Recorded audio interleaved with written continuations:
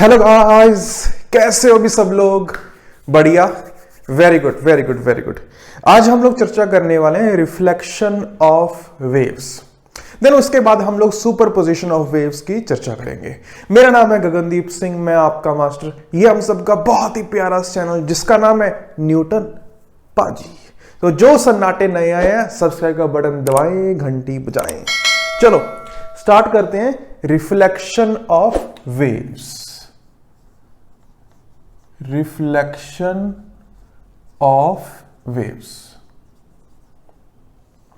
ठीक, तो मान लो कि अपने पास है एक दीवार, है ना। दीवार के साथ हमने रस्सी कनेक्ट कर रखी है ऐसे,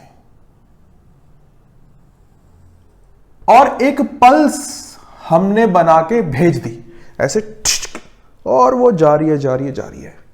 ये दीवार पे जो रस्सी का एंड है, ये कौन सा एंड है? ये है फिक्स्ड एंड। कौन सा एंड है? Fixed and. सही बात? अरे हाँ कि ना? बिल्कुल। अब ये जो पल्स है ये दीवार तक जाएगी और फिर रिफ्लेक्ट होके वापस आएगी, हाँ कि ना? अगर तो फिक्स्ड एंड हुआ तो ये वाला पॉइंट को ना ये मूव नहीं करेगा, ना ही ऊपर जाएगा या ना ही नीचे जाएगा, ये फिक्स है। अरे हाँ कि ना? तो जब वेव रिफ्लेक्ट होके वापस आएगी तो वो आती है अपोजिट ओरिएंटेशन में। प्रूफ है इसका, बहुत बड़ा सा प्रूफ है। वो पावर वगैरह से हम लोग प्रूफ दे देते हैं, इसका एनर्जी ट्रांसफर वगैरह से प्रूफ दिया जाता है, बड़ा सा प्रूफ है। याद रखना कि फिक्स्ड एंड से जो वेव है वो अपोजिट ओरिएंटेशन में वापस आती है, ठीक है। अगर कोई एनर्जी का लॉस नहीं हो रहा है तो जितने एम्पलीट्यूड से गई थी उतने ही एम्पलीट्यूड से वापस आएगी। ये फिक्स्ड एंड का रिफ्लेक्शन है। समझ में आई बात? पक्का? बहुत बढ़िया। अगर तुम ध्यान से देखो, अगर कोई वेव प्लस में थी तो रिफ्लेक्ट होने के बाद वो माइनस में चली गई। इसका मतलब ये हुआ कि वेव में पाई का फेज डिफरेंस आ गया। अरे जैसे ही वेव रिफ्लेक्ट करी उसमें पाई का फेज डिफरेंस आ गया। यही तो मतलब हुआ ना प्लस वाई और माइनस वाई का। पाई का फेज डिफरेंस लिख लो या लैम्डा बाय 2 का पाथ डिफरेंस लिख लो, एक ही बात है ना, कि भाई वेव में पाई का फेज डिफरेंस आ गया या फिर लैम्डा बाय 2 का पाथ डिफरेंस आ गया, सेम बात। क्या ये बात चमकी अपने को? पक्का? ओके। एक होता है फ्री एंड। फ्री एंड का क्या मतलब? मान लो कि यहां पे एक छल्ला लगा लिया जाए, छल्ला, ठीक है। ये अपना कोई डंडा है, उसमें छल्ला फंसा लिया और उसके साथ हमने रस्सी कनेक्ट कर रखी है ऐसे, और पल्स भेज दी। तो क्या ये छल्ला ऊपर नीचे मूव कर सकता है? हाँ। अगर यहां पे पल्स आएगी तो क्या छल्ले को ऊपर लेके जाएगी? हाँ। फिर छल्ला ऊपर जाएगा, फिर छल्ला नीचे आएगा। जब छल्ला नीचे आ रहा होगा तब वेव लेफ्ट में जा रही होगी। इस केस में जो वेव है वो सेम ओरिएंटेशन में वापस जाती है। रिफ्लेक्ट होने के बाद सेम ओरिएंटेशन में वापस जाएगी। इसको बोलते हैं फ्री एंड रिफ्लेक्शन। चमका? पक्का? बहुत बढ़िया, शानदार, मजा आया। क्या इसमें तुम्हें पाई का फेज डिफरेंस मिल रहा है? ना। लैम्डा बाय 2 का पाथ डिफरेंस? ना। इसी में मिलेगा, फिक्स्ड एंड में मिलेगा। समझे? पक्का? बहुत बढ़िया, शानदार, मजा आया। ये चीज ट्रांसवर्स वेव में तो है लेकिन लॉन्गिट्यूडनल वेव्स में नहीं मिलेगी। दिस एक्सेप्शन, अरे केमिस्ट्री की तरह फिजिक्स में exception, not possible in longitudinal waves, not possible in longitudinal waves। क्योंकि longitudinal wave example sound wave, अगर साउंड वेव का रेयर फ्रैक्शन टकरा रहा है तो भाई साहब रेयर फ्रैक्शन ही पहले आएगा। अगर रेयर फ्रैक्शन टकरा रहा है दीवार से तो रेयर फ्रैक्शन ही वापस आएगा। समझ में आई बात? ये ट्रांसवर्स वेव्स में ऐसा हो रहा है, लॉन्गिट्यूडनल वेव में ऐसा नहीं हो रहा। छापा? Free and same orientation, fixed and opposite orientation. Pi का फेज डिफरेंस एड अप या लैम्डा बाय 2 का पाथ डिफरेंस एड अप। ठीक? छापा? पक्का? बहुत बढ़िया, शानदार। मिटा दूं? चलिए एक बहुत सिंपल सा क्वेश्चन है ना। तो मान लो कि ये फिक्स्ड एंड है, तो एक वेव कुछ ऐसे आ रही है, ठीक है, वेव है, पल्स है, कुछ ऐसे आ रही है। तो आफ्टर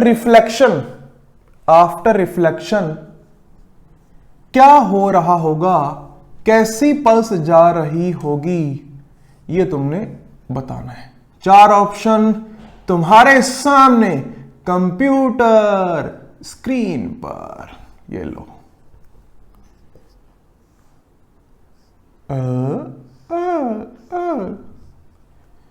गाइस, चलो भाई, 4 ऑप्शन तुम्हारे सामने। After reflection which one is the right one? बताओ बताओ बताओ बताओ। आया आंसर? सोच लो। देखो भाई, फिक्स्ड एंड है, अपोजिट ओरिएंटेशन में आएगा, या तो आंसर सी होगा या आंसर डी होगा। पहले छोटी वाली डंडी टकराई तो पहले छोटी वाली डंडी जा रही होगी, इसलिए आंसर डी फॉर डोंकी। अरे हां कि ना? समझ में आया? एक और बात सुनना। मान लो कि हमने 2 रस्सियां कनेक्ट कर रखी हैं ऐसे, एक पतली रस्सी और एक मोटी रस्सी। हमने पतली रस्सी में वेव या पल्स बना के भेज दी, तो क्या उसकी कुछ एनर्जी मोटी रस्सी में भी जाएगी और कुछ एनर्जी वापस रिफ्लेक्ट भी होगी? हां कि ना? देखो, मोटी रस्सी में तो जो एनर्जी जा रही होगी वो थोड़ी सी पल्स ऐसे कुछ बना देगी, है ना, मोटी वाली रस्सी में। लेकिन पतली वाली रस्सी में जो वापस को एनर्जी आ रही होगी, वापस को जो पल्स आ रही होगी, उसका ओरिएंटेशन सेम रहेगा या अपोजिट? ये तुमने सोचना है। मतलब नीचे को रहेगा या ऊपर को। देखो भाई, ये राइट वाली मोटी है, हाँ कि ना? तो it is kind of fixed and. अरे दूसरी वाली मोटी है ना, दूसरे वाला जो एंड है, दूसरे वाला जो पार्ट है वो थोड़ा भारी है, it is kind of fixed and. तो यहां से जो वापस ओरिएंटेशन आ रहा होगा पल्स का, वो अपोजिट में होगा, ऐसा। चमका? छोटा तो नहीं है? अरे हाँ कि ना? दिख रहा है? ठीक, बहुत बढ़िया। अगर उल्टा होता तो फ्री एंड के टाइप होता, हाँ कि ना? तो तुम वैसे भी कर लोगे।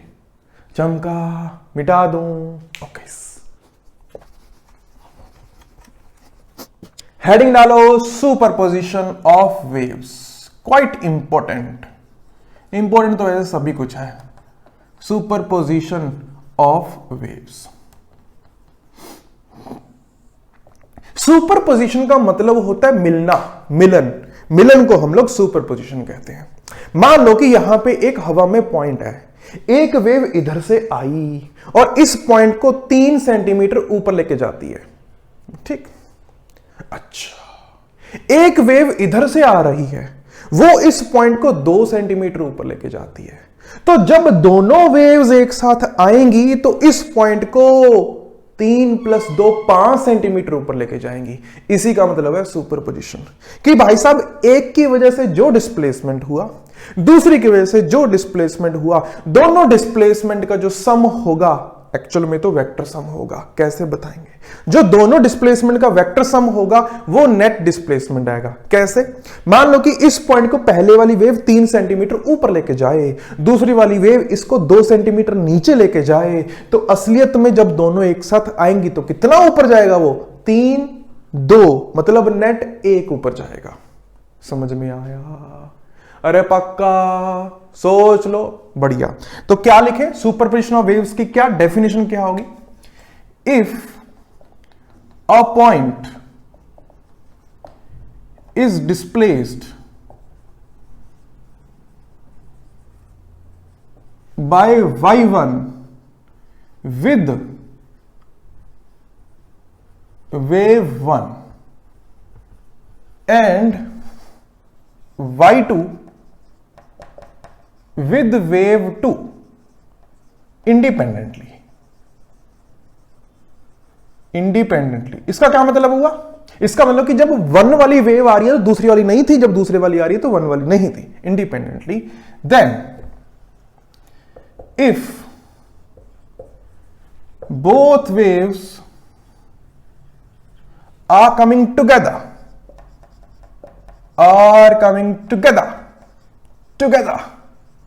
then displacement of the point is y1 plus y2। अपन को वेक्टर फॉर्म में लिखना चाहिए, y net is equal to y1 plus y2। समझ में आया? पक्का? ओके। अब सुपरपोजिशन के 3 केस हैं जो अपने को पढ़ने हैं। First is interference, second is standing waves and third is beats. तो हेडिंग डालो interference of waves, interference of waves. Superposition के 3 केस, उसमें से पहला केस है इंटरफेरेंस। देखो भाई, जब 2 वेव्स सुपर इंपोज करती हैं, दोनों वेव्स की फ्रीक्वेंसी सेम होनी चाहिए, दोनों वेव्स की वेवलेंथ सेम होनी चाहिए, लेकिन दोनों वेव्स में कुछ फेज डिफरेंस हो, दोनों वेव्स में कुछ कांस्टेंट फेज डिफरेंस हो, तो अगर ऐसी 2 वेव मिल रही हैं तो इंटरफेरेंस होगा। अब इंटरफेरेंस क्या चीज होती है, बिल्कुल डिटेल में हम लोग समझने वाले हैं। If 2 waves of same frequency and wavelength with some phase difference, with some phase difference superimpose,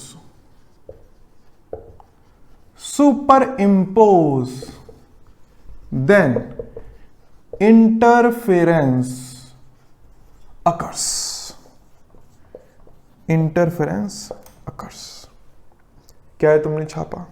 बहुत बढ़िया, शानदार। अच्छा, दोनों की फ्रीक्वेंसी सेम क्यों होनी चाहिए, लैम्डा सेम क्यों होना चाहिए, इसके ऊपर थोड़ी सी बातचीत करते हैं। मान लो कि मैं फ्रीक्वेंसी और लैम्डा सेम नहीं लेता, मान लो कि मैं फ्रीक्वेंसी और लैम्डा सेम नहीं लेता, ठीक है, अलग ले लेते हैं, अलग ले लेते हैं यार। तो जो पहली इक्वेशन लिखी गई किसी एक वेव की, y1 is equal to a1 sine omega 1t minus k1 x, ठीक। y2 is equal to a2 sine omega 2t minus k2x। लिखा सबने?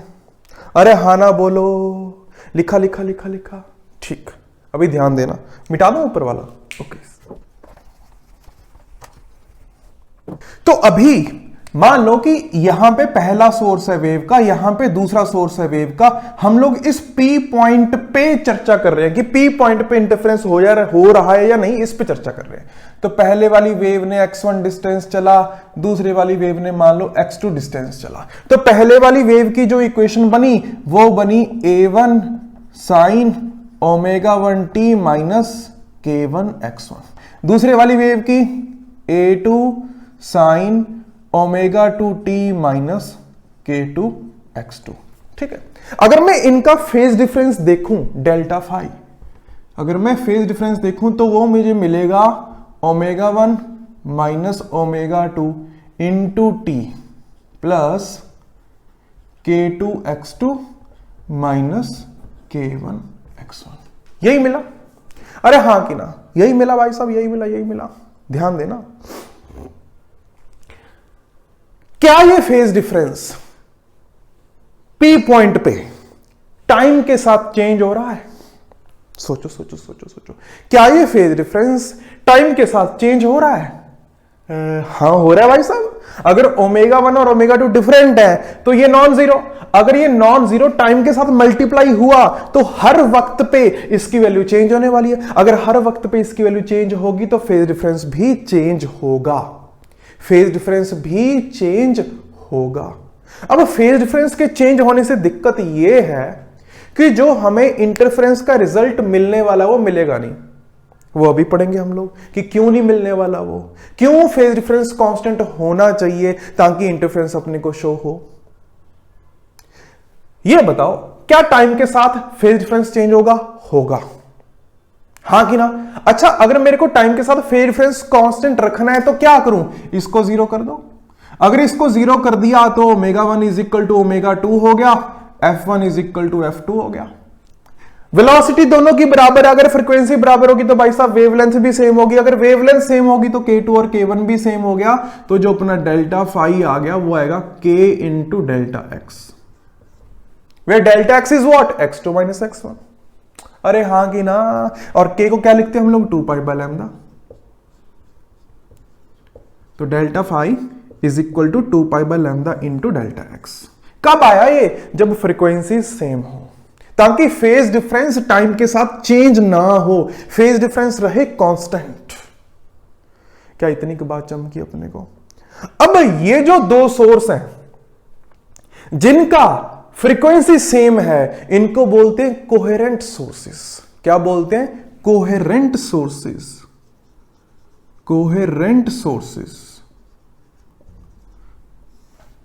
The sources having same frequency are called coherent sources। इनकी frequency same होनी चाहिए, उन्हें coherent sources बोलते हैं। कितनी बात समझ में आई अपने को?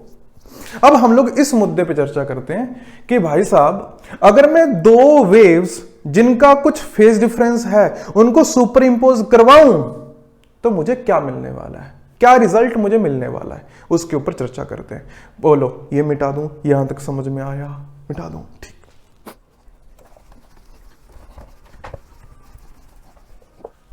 तो अपने को दो वेव्स को इंटरफेरेंस करवाना है, ठीक है?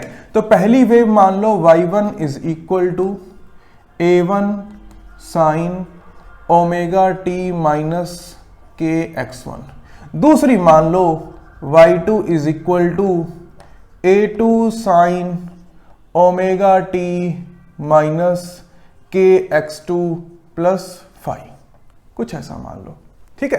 कि इनके बीच में कुछ फेज डिफरेंस है जी, है ना? फेज डिफरेंस है जी इनके बीच में, ठीक है, ठीक है, ठीक है।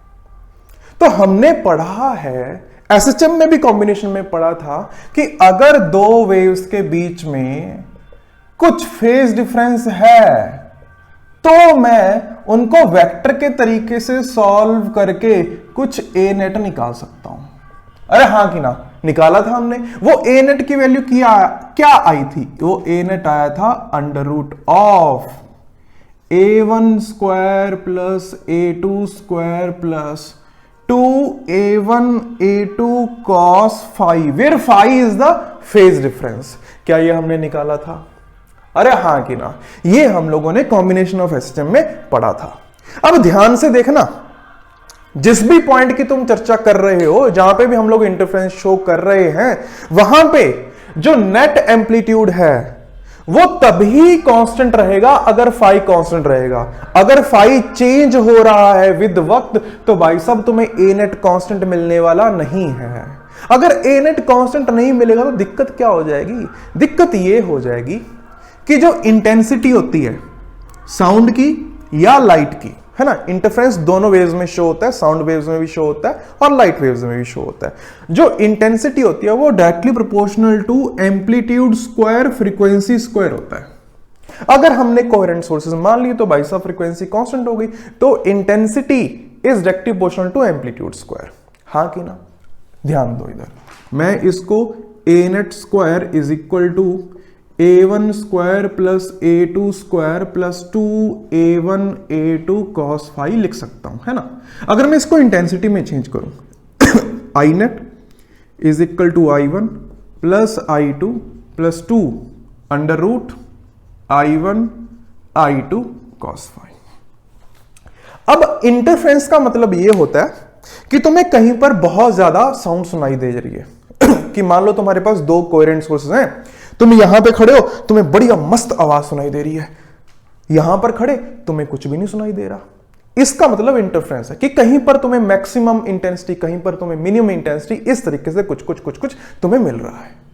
अच्छा, यहां पे अगर मैक्सिमम इंटेंसिटी मिल रही है तो मुझे हमेशा ही मैक्सिमम इंटेंसिटी मिलनी चाहिए, यहां पर अगर मिनिमम मिल रही है तो हमेशा ही मिनिमम इंटेंसिटी मिलनी चाहिए। इसका मतलब किसी भी पॉइंट पे जो भी रिजल्टेंट इंटेंसिटी है वो वक्त के साथ चेंज नहीं होनी चाहिए। वो चेंज नहीं होगी तब जब फाई कांस्टेंट रहेगा।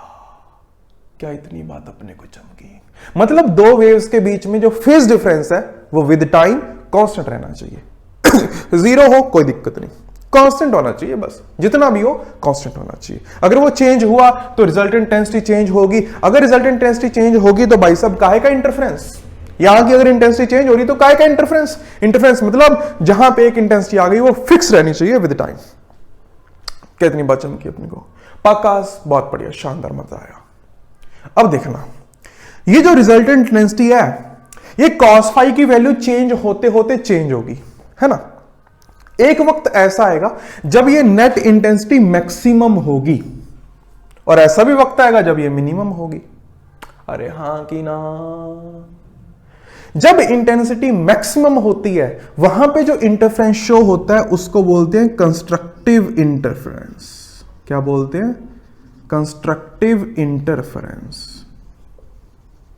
और जहां पे मिनिमम इंटेंसिटी मिलती है उस इंटरफेरेंस को बोलते हैं डिस्ट्रक्टिव इंटरफेरेंस। Destructive interference. ठीक, ये तुम्हारे डिफरेंस आ सकते हैं बोर्ड के पेपर में। पता तो तुम्हें होना चाहिए, पता तो तुम्हें हर चीज होनी चाहिए। पता तो तुम्हें यह भी होना चाहिए कि इलॉन मस्क भगवान कहलाने के लायक क्यों है। Yes, he is God. या तो कंस्ट्रक्टिव इंटरफेरेंस का मतलब यह होता है कि रिजल्टेंट इंटेंसिटी इज मैक्सिमम, ठीक है, और इसमें रिजल्टेंट इंटेंसिटी इज मिनिमम। अच्छा, रिजल्टेंट इंटेंसिटी मैक्सिमम तुम्हें कहां पे मिलने वाली है? कॉस फाई की किस वैल्यू पे मिलेगी? तुम्हें कॉस फाई की कौन सी वैल्यू पे मिलेगी? 1 पे। और ये कहां पे मिलेगा? कॉस फाई की वैल्यू कहां पे? अरे गधा, 0 नहीं, -1 पे। -1 पे मिनिमम मिलेगा तुम्हें, हाँ कि ना? कॉस फाई 1 पे तुम्हें मैक्सिमम इंटेंसिटी, कॉस फाई -1 पे तुम्हें मिनिमम इंटेंसिटी। चमका? अच्छा, कॉस फाई 1 कहां पे होता है? कॉस फाई 1 होता है फाई की वैल्यू 0 पे, 2 पाई पे, 4 पाई पे एंड सो ऑन। अच्छा, कॉस फाई -1 कहां पे होता है? फाई की वैल्यू पाई पे, 3 पाई पे, 5 पाई पे एंड सो ऑन। क्या मैं सही कह रहा हूं? हाँ कि ना? थोड़ा और विचार करते हैं, ऊपर वाले को मिटा दो। Okay, alright. तो phi is equal to 2n pi, है ना, जहां पे n की वैल्यू 0, 1, 2, 3, 4, 5, 6 और यहां पे फाई की value 2n + 1 pi.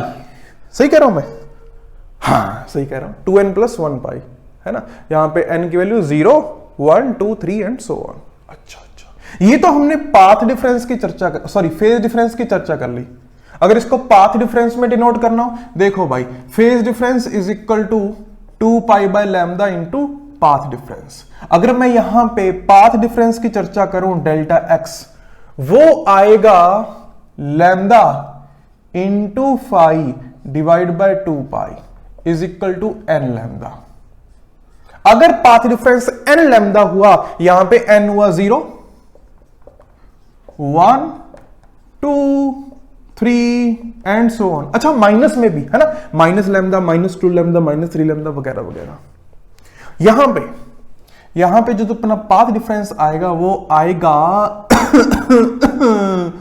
2n + 1 into lambda by 2, यानी कि डेल्टा एक्स की value lambda by 2, 3 lambda by 2, 5 lambda by 2 and so on. यहां पे तुम्हें मिनिमा मिलने वाला, यानी कि डिस्ट्रक्टिव इंटरफेरेंस। इसको मैक्सिमा कहते हैं, इसको मिनिमा कहते हैं।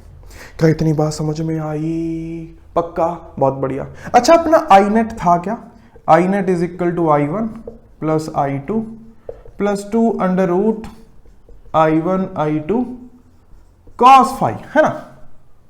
ध्यान से देखो मैक्सिमम इंटेंसिटी कितनी आ रही है।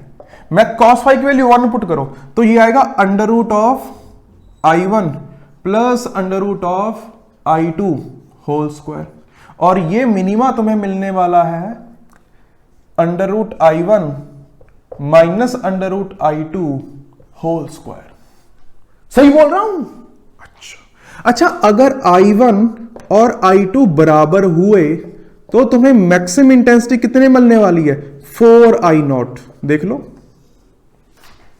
और यहां पे तुम्हें मिनिमम इंटेंसिटी कितने मिलने वाली है? 0।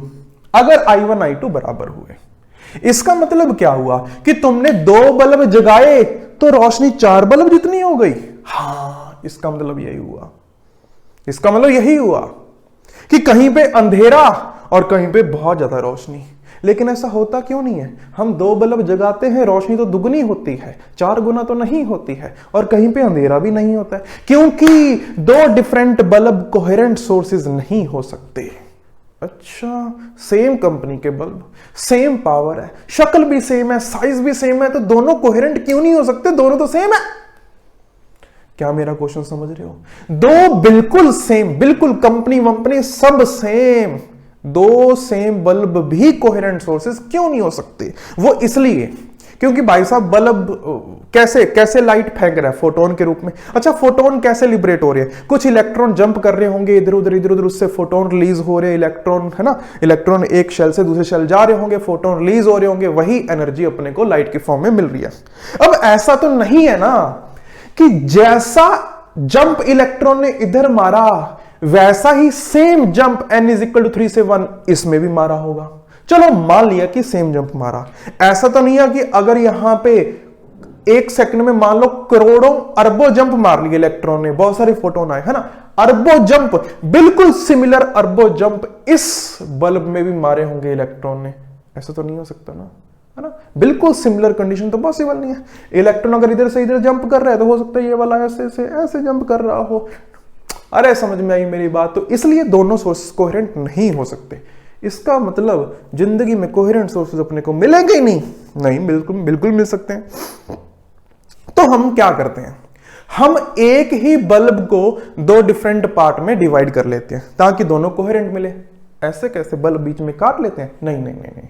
हम जैसे कि मान लो ये बल्ब है ना, मैं यहां पे एक स्क्रीन लगा के यहां पे एक होल कर लूंगा और यहां पे एक होल कर लूंगा, तो ये मेरा S1 सोर्स, ये मेरा S2 सोर्स। अब दोनों कोहेरेंट है क्योंकि दोनों एक ही बल्ब से आ रहे हैं। समझ में आया? कुछ ऐसा सेटअप किया जाता है ना। वेव ऑप्टिक्स में थोड़ा और डिटेल में पढ़ेंगे। क्या यहां तक बात चमकी? पक्का? बहुत बढ़िया, शानदार, है ना। मैक्सिमा मिनिमा के बारे में कहानी समझ में आ गई होगी। ठीक है, मैं कुछ क्वेश्चन लेता हूं, 2-3 बड़े ही सिंपल और बहुत अच्छे क्वेश्चंस, फिर हम लोग आज की सभा समाप्त करेंगे। ठीक है, क्वेश्चंस लूं? ठीक, तो पहला क्वेश्चन, मान लो कि अपने 2 सोर्स हैं S2 S1, ये कोहेरेंट है, गिवन है ये कोहेरेंट है, इनके बीच की दूरी है 3.7 लैम्डा। ठीक, एक डिटेक्टर है जो कि S1 से चलता हुआ सीधी लाइन में S2 तक पहुंच रहा है। ठीक है, moving from S1 and reaching to S2। The question is find number of maxima and minima detected by detector. कितने मैक्सिमा मिनिमा ये डिटेक्टर डिटेक्ट करेगा S1 से S2 जाते हुए, ये तुम्हें पता करना है। चलो करो पता भाई साहब, मजा आएगा। हुआ? नहीं हुआ? हो गया? बहुत बढ़िया, चलो देखते हैं, है ना। ये 2 S1 S2 हैं।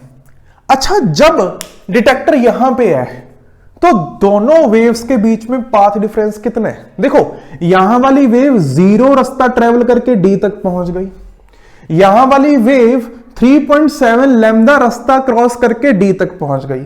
इसका मतलब जो दोनों वेव्स ने रास्ता चला उसमें जो पाथ डिफरेंस है वो है 3.7 लैम्डा। सिमिलरली जब डिटेक्टर यहां पे होगा तो पहले वाली वेव 3.7 लैम्डा चलेगी, दूसरे वाली वेव 0 चलेगी, तो यहां पे भी 3.7 लैम्डा का पाथ डिफरेंस आने वाला है। बिल्कुल सेंटर में पाथ डिफरेंस आएगा 0। इसका मतलब पाथ डिफरेंस 3.7 से घटता घटता घटता 0 हुआ होगा। इसका मतलब बीच में 3 लैम्डा भी हुआ होगा, 2 लैम्डा भी हुआ होगा, लैम्डा भी हुआ होगा। 0 से बढ़ते बढ़ते 3.7 मतलब लैम्डा भी हुआ होगा, 2 लैम्डा भी हुआ होगा, 3 लैम्डा भी हुआ होगा। अरे हाँ कि ना? अच्छा, ये 6 और एक 7 मैक्सिमा मिल रहे हैं। अरे 0 पे भी मैक्सिमा मिलता है, 7 मैक्सिमा। मिनिमा निकालोगे 3.7 से घटते घटते 3.7 से घटते घटते 3.5 lambda, 2.5 lambda, 1.5 lambda, 0.5 lambda. Similarly 0 से बढ़ते बढ़ते 0.5, 1.5, 2.5, 3.5, तो 4 इधर 4 इधर, तो 8 मिनिमा मिलने वाले हैं तुम्हें। क्या ये बात समझ में आई? पक्का? बहुत बढ़िया, शानदार। एक क्वेश्चन और लास्ट।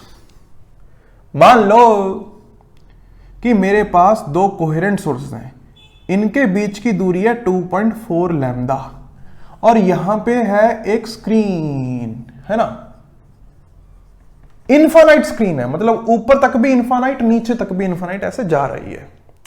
तो इस स्क्रीन पे है एक detector. Find, same question, find the maximas and minimas detected by the detector. पूरी स्क्रीन पे डिटेक्टर घूम रहा है मजे से, तो कितने मैक्सिमा कितने मिनिमा मिलने वाले हैं? दिमाग लगाओ। चलो ध्यान दो, इधर बिल्कुल सेंटर पे वेव इधर से यहां पहुंची, इधर से यहां पहुंची, कितना यहां पे पाथ डिफरेंस आया? बिल्कुल सेंटर पे 0। दोनों वेव ने सेम रास्ता ट्रेवल करा ना। अगर मैं इनफाइनाइट की बात करूं नीचे, तो वेव ऐसे चली, ये वेव ऐसे चली इनफाइनाइट तक जाने के लिए। दोनों वेव के बीच में जो पाथ डिफरेंस है वो 2.4 लैम्डा है, हाँ कि ना? अरे ऊपर वाली वेव 2.4 लैम्डा ज्यादा चल रही है इनफाइनाइट तक जाने के लिए, तो यहां पे डेल्टा एक्स इनफाइनाइट पे 2.4 लैम्डा, सिमिलरली 2.4 लैम्डा। तो भाई साहब 0 से बढ़ते बढ़ते लैम्डा 2 लैम्डा, 0 से बढ़ते बढ़ते लैम्डा 2 लैम्डा, तो 1 2 3 4 5 मैक्सिमा। अरे हाँ कि ना? और मिनिमा के लिए 0.5 लैम्डा, 1.5 लैम्डा, 2.5 नहीं आएगा, 0.5 लैम्डा, 1.5 लैम्डा, कुछ और नहीं, 4 मिनिमा। अरे आया कि नहीं आया? पक्का। तो ये कहानी थी इंटरफेरेंस की। कोई दिक्कत परेशानी किसी को? ऑल राइट, बहुत बढ़िया, शानदार। या assignment is there in the description box, assignment करना। इंटरफेरेंस आई होप काफी हद तक अपने को समझ में आया होगा, और रिवाइज करना अच्छे से, क्वेश्चंस करना, और क्लैरिटी आएगी। ठीक है, नेक्स्ट क्लास में हम लोग चर्चा करेंगे स्टैंडिंग वेव्स की। Quite interesting topic, standing waves. Standing waves रस्सियों में, स्टैंडिंग वेव ऑर्गन पाइप में। ऑर्गन पाइप देखा है? अरे वो बैंड बाजे वाले जो बजाते हैं, पाँ पाँ पाँ पाँ, वो वाली ऑर्गन पाइप है ना, उसमें भी स्टैंडिंग वेव्स कैसे बनती हैं, कैसे वो सुर वगैरह निकाल रहे हैं, कैसे वो आवाजें निकाल रहे हैं, उसके बारे में चर्चा करेंगे हम लोग नेक्स्ट क्लास में। ठीक है, तो टिल देन टेक केयर, मजे करो, पढ़ाई करो और खुश रहो, व्यस्त रहो। Tata, bye bye.